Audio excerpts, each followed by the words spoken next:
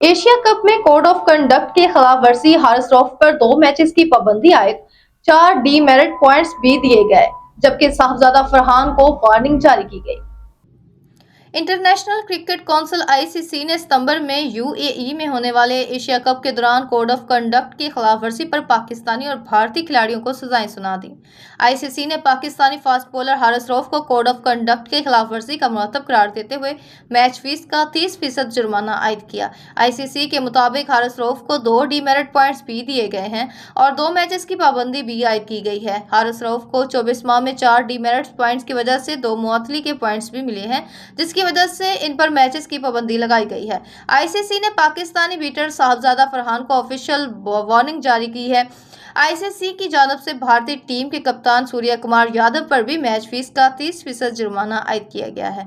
सूर्या कुमार यादव को भी 2 demerit points दिए गए हैं। आईसीसी के मुताबिक 28 सितंबर के फाइनल मैच में जसप्रीत बुमराह ने अपनी गलती तस्लीम की। जसप्रीत बुमराह को ऑफिशियल वार्निंग जारी की गई है, इन्हें 1 डीमेरिट पॉइंट दिया गया है। दूसरी जानब भारतीय फास्ट बॉलर अर्शदीप सिंह सजा से बच गए। अर्शदीप कोड ऑफ कंडक्ट की खिलाफवर्जी के मुरतब करार नहीं दिए गए।